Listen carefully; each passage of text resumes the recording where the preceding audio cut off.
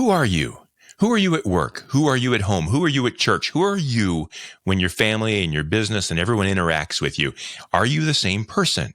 You need to be, and it's hard to do. I get that. We're going to talk to someone who I think is on the right track. He handles purpose, and he handles it under pressure as him. Brett Ruiz, next.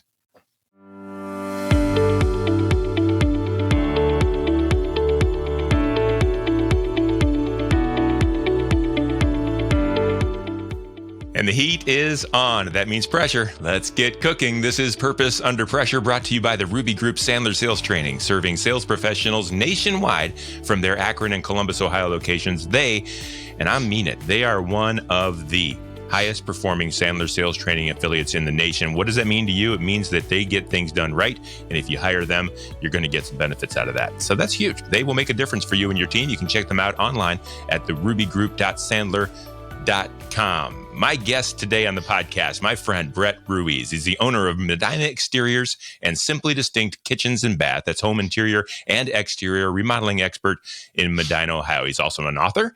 The book is Blue Collar Entrepreneur, 9 Principles for Building a Business That Works for You. Most importantly, husband, father, and he's a podcaster too. And that's pretty cool. Maybe we'll talk about that. He has a show called the Tell Your Friends podcast. Brett Ruiz, welcome to Purpose Under Pressure. I am so humbled and pumped. Like I couldn't sleep last night. I had everything set up. I was ready to be on pressure. I am sorry to lose sleep for you. I did not mean for that to happen. You look like you got a couple bags under the eyes. I apologize for that. No need to apologize. I'm just honored and humbled to be here, Brian. It's been a great journey that both of us have been on, and I think there's a lot that we can share together that can help your audience and helps me. So I appreciate it. I think so too. And that's why I'm so excited to have you on the show, because I know you are a man of purpose. When I began the show, I wanted it to be about people who just believed in something so strongly that they were going to build it, but then be able to also weather the storms that come, because it's not as easy as just building it and riding it off into the sunset. And I know what you're made of. I know your core values. I understand that that is also part of your business, and I want to share that with folks. And so, Brett, let's start. Let's just dive right in. Let's talk about purpose. Why are you doing what you're doing? What makes you tick? What makes me tick? Don't ask my wife that question. You might not get notice that I didn't. We may not get we may get the real truth. But so what really makes me tick and drives me is just making sure that Brett's the best that he can be. And what I mean by that is that in order to serve not only God, but my family, our team members, just society in general, is I have to be the best that I can be. And that, is being in scripture. That's making sure I'm mentally prepared, spiritually prepared. And also I would say, physically too, making sure that, when I'm 80, 90 years old, I can pick up my great grandkids. I can do those things. So that's what really drives me now. And of course, on the business side is improving lives by improving homes. But all that, I think, stems from just being prepared and being the best of who I am and whose I am in God. So that really drives me. And that's, is my why. How do you know? It's a fair question. How do you know when you're at your best? You can always do more, right? Do you want to do more? Can you do more? Does it make it worth it to do more? But how do you know when you're at your best? I would say that how I know I'm at my best is when I'm able to see prosperity in all areas of my life and not just in one. I have a tendency, it's all the things work, family, church, the business, all that's, I'm not 100% in one. And I think we talked a little bit before we came on the podcast of just even being like, when we were younger, we had kids, and a lot of the stuff we don't really remember because we're so busy in our minds, or, there's so much we're doing. And as we get older, and congratulations, you're having a grandchild coming up here. So and I have 7 of them. So you can spend that time, but it's intentional. And that's when I see that when I'm intentional and there in each one of those areas, obviously God's the center, but then I know that I'm doing the best that I can. And do you pay attention to those things? Because I know how hard you work at these things. Do you pay attention to what got you there so that you can then do it again? Yeah, I think that paying attention to, yeah, that's a good question. Paying attention to what got me there. It's always an evolution. It's always a process. And I think that it's building upon it, but there's always a solid foundation that I've been able to stay grounded in. And if I'm able to do that, then the other things seem to follow, if that makes sense. I'm not sure if I answered that or if you had any thoughts on that. It does. And so you kind of stay in your lane, right? Take control of the things you can control, do the things, but you notice where it makes a difference. And I'm wondering how, let's talk, because I know how important your business is, and I know how important your family is, and I know how important God is to you. How do you rank that? Do you pour everything into the business so that the family can grow and you can serve God? Do you pour everything into the family so that you can make sure there's enough for the business? How do you keep the balance in your life straight so that you can be the best that you can be? So a couple things. What I've learned is, personally for me, balance always seemed to be like a scale in my head that I was taking one thing from another. So I've learned to call it like a rhythm. Am I having a right rhythm through those three things: God, family, and work? And what I learned was that our pastor at church one time in a life group we were doing said that it's kind of like the universe, where you had, for the longest time, everyone tried to put the earth in the middle, all these philosophers, and nothing worked, nothing aligned and nothing went around the circle. It was just chaos. But then someone finally figured out that everything revolves around the sun. And then all of a sudden, all the orbits and all the planets aligned and everything. And that analogy was that if God is always at the center, because you asked, like, where do you pour everything into? Well, if God's in the center of everything, when I'm with my family, when I'm at work, when I'm on a podcast, whatever I'm doing, if God's at the center, that's my stake in the ground. That's how I'm grounded. And that allows me to be the best that I can be in all those areas. And it starts with God being in the middle. Tremendous. And that brings us to when those pressures rise, when, you've got you're standing firm on rock, and yet the wind blows and the storms come and the troubles come, and that's when the pressure hits. What kind of pressures have you been under? When it comes to pressure, what do you think about? And let's kind of go there. Yeah. And I think that for sure it's not if, it's when. as you're finding out and experiencing, as a young, I should say young in maturity of your company, a new entrepreneur. You're starting to see a lot of that. And so for me, that starts to come, that pressure will come when I start to get outside of my structure, not living in my 90-day worlds, not living in yearly buckets, and not planning for those things, on a yearly and then quarterly basis. And then it allows me to, because I had a hard time in learning to say no. I had that FOMO, fear of missing out, that if I don't do stuff, I'm going to miss something. So kind of give you an example of that. I have 3 buckets on a whiteboard. I have, all my 90 days, quarter 1, quarter 2, I just did. I'll be doing quarter 3 at the end of June here. But I always have to look to that and look and see what I'm going to do or someone's asked me to do, does that fit in one of my 3 buckets that I have? And let's go back a second. What's the 90-day bucket? Give me an idea of what's the concept there. What are you trying to accomplish? So in a 90-day, so I have readers so that I can see what I'm doing here, but I'm looking at my board now. So in 90 days, what I'm trying to do is figure out what's going to fulfill my 1-year goal.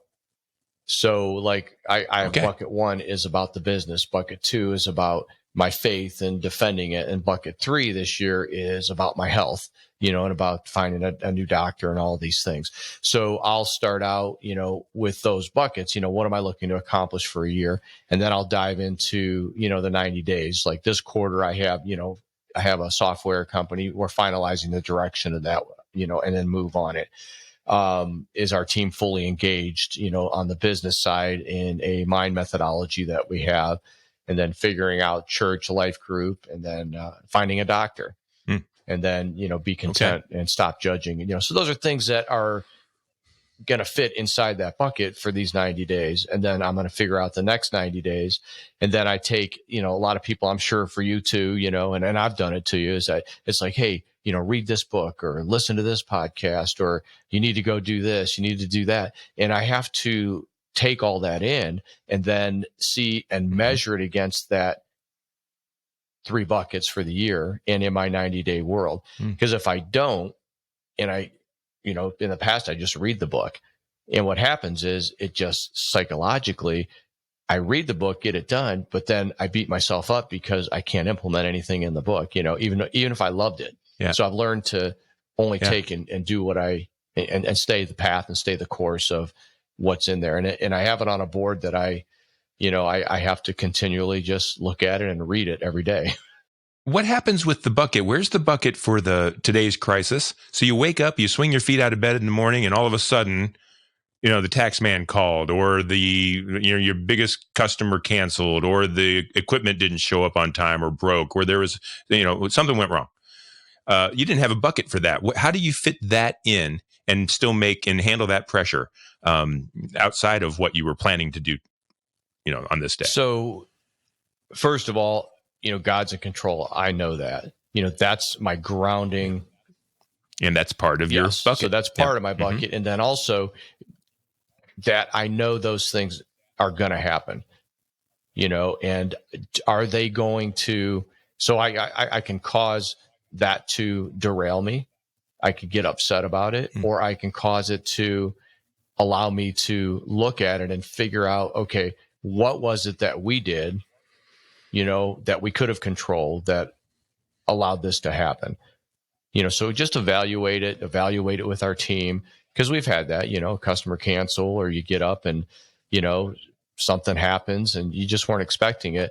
And I think that's one of the things in my 90 days is making sure that we're on the same mind methodology, that we're all pushing towards the most important number in our company, because now you have, in the company, we're grounded. We're grounded pushing towards that. So someone canceling, okay, let's dig into it. Let's figure out, what did we do? What can we do better? How can we improve ourselves? Or if something else happens, or even positive stuff, is that going to push that number up, that most important number? So that seems to be. Do you share that with your team? Does your team, are they as calm as you are in the face of storms? Do they look to you, or how does that work as far as the whole company of Medina Exteriors is Simply Distinct? That's where leadership comes in. And as a leader of the company, first of all, I have to show those core values and live those. I can't sit here on, your podcast and say all those things and then go, get a phone call in an hour from now and just berate, freak out, So first of all, I live them. And then also as leadership, we're always looking at and change what is working for me as a leader. So that's my visionary. That's what I'm doing. And then my team is, they're focused on that. Now it's grounded them. Before, they would get just as, oh, what happened? I can't believe this, and they would get emotional about it. But it's kind of taking the emotion out of it, where we're pushing towards that most important number for our team. So we all know everything we do below that needs to push towards that. So I think that's really helped them to ground them and to emotionally take that out, and then just calmly, not that they're not upset about it or emotionally, but to calmly be able to assess it now, because they have a barometer. And it kind of goes back to the thermostat and thermometer, where on the outside, if you let everything bother you, you're going to be like a thermometer. It's going to go up and down. But a thermostat, if you set at 72 degrees, that's your baseline. And that seems what, this methodology is done for us, is it's 72 degrees. Okay. So how do we get it turned to 70? How do we get it back to 72? So that kind of helps us to stay grounded within the business.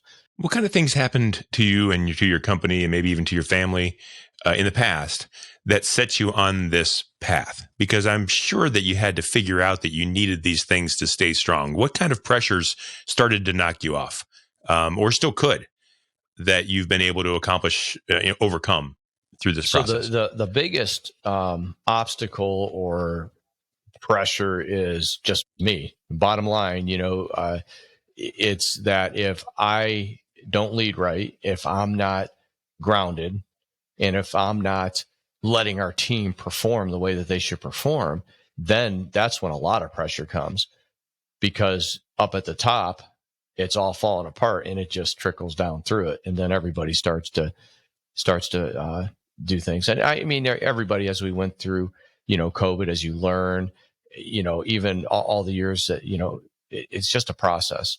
And it's, like I said, it's an evolution. And it just seems that everything that we walk through, it just happens to grow us. And if you're being a good student, and if you're watching those things, then it's going to mature in a way that gets us to where we are today. And then also being that good student, that we have to continually learn, we have to continually give back, we have to continually build each other up. I mean, I'm 57 years old. It's about the next generation. It's about our team. It's about my grandkids. It's about my kids. It's not about Brett. So I think that's made a big difference in my mindset change. Yeah, I would say that. Sandler rule, only decision makers can get other people to make decisions. Each and every day, we have a decision to make. Also, when we're with buyers in our sales process, we have a decision to make how we're going to lead that interaction.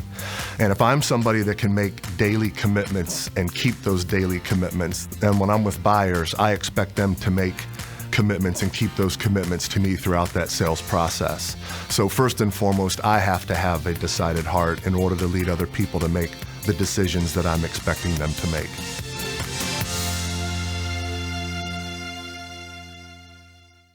Your business, Brett, Medina Exteriors and now Simply Distinct, has been around for how long? Have you been in business? Since 1991, so 32 years, the 33rd season. Yeah. What do you say? So there's a lot of lessons learned there, and well done. Businesses don't last that long. Small family businesses, I mean, tremendous. Kudos. What do you say to the young entrepreneur, the person that's out there, a truck and a tractor and a ladder and trying to figure out how to do the next thing they're trying to do and build their business and build their family? What do you say to them when they don't have these buckets in place and they're trying to get rolling? You've got the experience. How can you help them? Is it in the book? Is it something they can learn? There is that read the book Blue Collar Entrepreneur. What do you tell a new entrepreneur from your wisdom and guidance that they just can't quite feel yet because they just haven't been there yet? Yeah, that's a great question, and it's real. I have a 20-year-old nephew that is struggling with this right now. Getting the pressure to go. Talk about pressure. Under purpose is going. What's the purpose under the pressure? He's getting pressured to go to college. Everyone's telling him you got to go to college. You got to get a degree.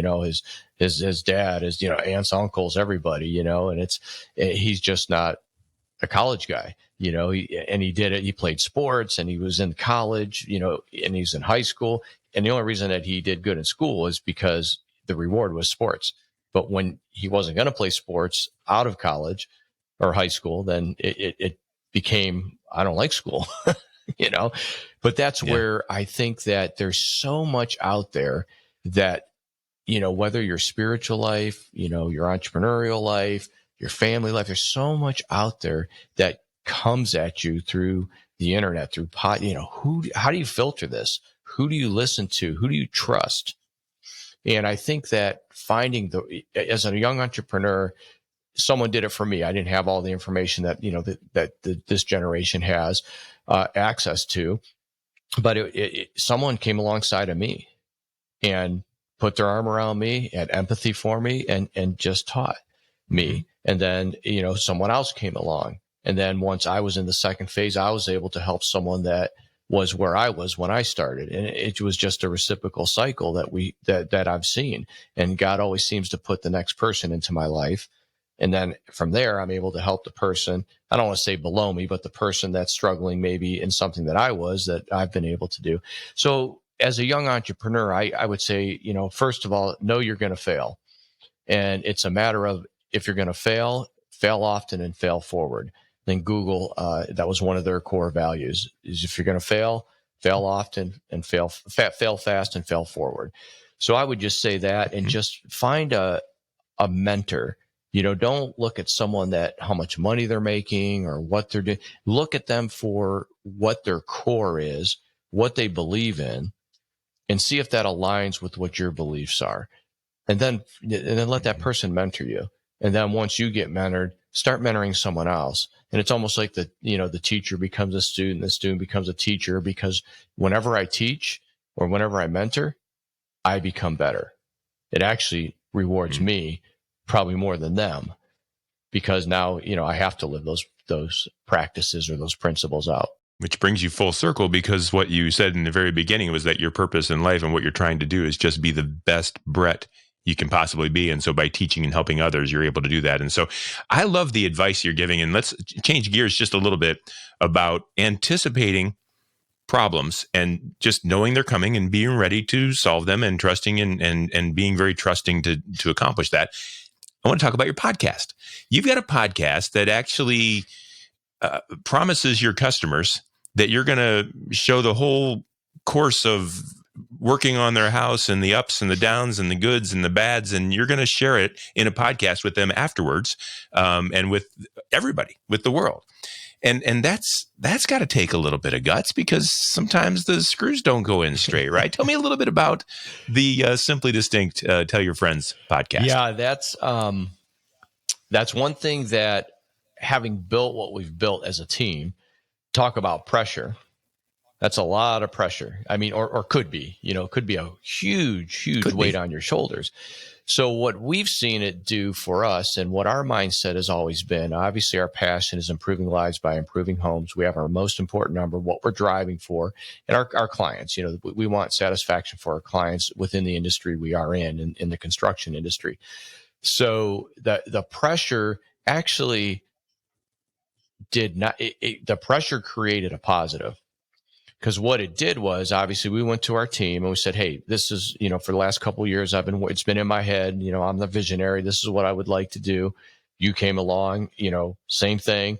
Boom. We're like, all right, we're going to do this. So we brought it to the team, and they were part of it, because obviously me as the owner, if I sit there and tell them, hey, we're going to do this, that could cause a lot of issues, and maybe insecurities, or we're not going to be able to perform. My job's at risk if we don't. So we had to go to the team and say, hey, here's what we're looking to do.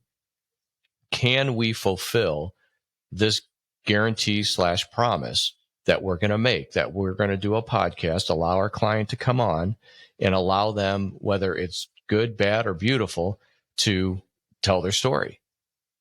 And the team actually, it created a positive, because they were like, well, yeah, we already do that. We know we're going to make mistakes. How do we fix it? Actually made them better, because they're striving to improve lives by improving homes, and they know that there's going to be issues. It's how we handle it, how we communicate, and how we show the world how we improve lives by improving homes. So that's really what the Tell Your Friends podcast really has brought to our team. Was, I don't know if accountability is the right word, but just brought a camaraderie around something, and just rallying the troops, to just push forward, to make sure that, our clients are satisfied. They're spending a lot of money. They need to be, we don't want to be like everybody else. We know all the horror stories in the construction industry. Yeah. Let's hit it head on. It's a little like packing your own shoe, doesn't it? If you're going to jump out of an airplane, you trust yourself, you trust what you're doing, you trust the end result, and you make the commitment. And so you've made the commitment to your customers that said, look, we're going to show this whole thing all the way through. If it works, great. If it doesn't, great. We're going to show you what we did to fix it, and we're going to let it out. And there's never a time, the way I understand it, there's never a time that if things go really badly, which I know it doesn't happen, you don't allow it to happen, but that story's going to get told too. And I just think that's how you stand up. You're on purpose. The pressures come. You're standing up. Quick question. How do you know that you are succeeding at improving lives by improving homes? You've improved the home. You can see the before and the after, the good, the bad, the beautiful. How do you know you've improved your lives? I know how important that is to you. How do you know that you've accomplished that goal? Simple. I'll ask you, are you going to tell your friends? If they tell their friends, or that they say, yes, we would refer you or tell friends, then we've improved their lives by improving their homes. Of course, there's, obviously the functionality. Obviously, they're going to love the functionality. The kitchen, we solve their issues or problems. We talk about that stuff on the podcast. But the bottom line is, if they tell their friends and they're going to refer us, then, we've improved their lives by improving their homes. It's an amazing concept, and it's a refreshing way to do business in this new day and age where there's a lot of people doing a lot of things, trying to earn a lot of business, and you've really focused on doing things the right way, and you do your family that way, and you treat your life that way too. And well done. Well done. I will say, Brian, that it's been a collaboration of people in my life that I've allowed in my life with other unique abilities than what I have. And just an example of that is you. I could, if I wanted to, I'm smart enough to sit down, and even though I was a roofer when I started out, I'm still fairly smart where I could sit down, I could learn how to pop into this, studio or, edit stuff and do all that. That's not my unique ability. And I like to team up and collaborate with people, not only on our business, but family, people like yourself, that we're able to collaborate and have unique abilities that are different to create this huge, beautiful, unique community that has an opportunity to change the world. So kudos to you too. We've really journeyed this past year, and I'm just so humbled and blessed to get to know you even deeper than I knew you before. So thank you. Thank you. You're welcome. Thank you. That means everything to me. And folks, this is the real guy. This is who you're talking to when you call Medina Exteriors for exterior work, or Simply Distinct Kitchen and Baths for your interior work. This is who you're getting. This is the real deal, and I encourage you to do so. Also, if you're a young entrepreneur, or you would just like to talk to a mentor, or anything that you've heard today that Brett's talked about, I bet you he wouldn't mind if you reached out. Brett, how would they reach out to you if they wanted to call? If they wanted to reach out, as far as the business, obviously, at medinaexteriors.com, or at our phone numbers 330-725-2235. And then personally, if they wanted someone, was looking at mentorship or had any questions in any way, I can direct them.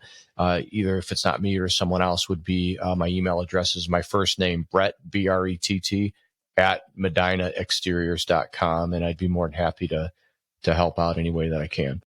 I know you would. I know that's what comes first for you, and we are happy that you're here to help us do that. That is Brett Ruiz, folks. He's the owner of Medina Exteriors and Simply Distinct Kitchen and Baths. He's also available to learn more about from and his customers as well on the Tell Your Friends podcast. You'll find that wherever you watch your shows, on the YouTube channel, Spotify, Apple Podcast, all the things. So thank you, Brett Ruiz, for being a part of our show. This is Purpose Under Pressure. It's brought to you by the Ruby Group, Sandler Sales Training. Sellers really are under a lot of pressure to perform, and that causes a pressure, and maybe a seller who tries to force things or be pushy or whatever it might be. That's just not the way to get it done. Let's do it right. Sandler helps you succeed on purpose. You will find all past episodes of Purpose Under Pressure at brianmediastrategies.com/podcast and wherever you stream your podcast. We do this every week, and we will see you next time on Purpose Under Pressure.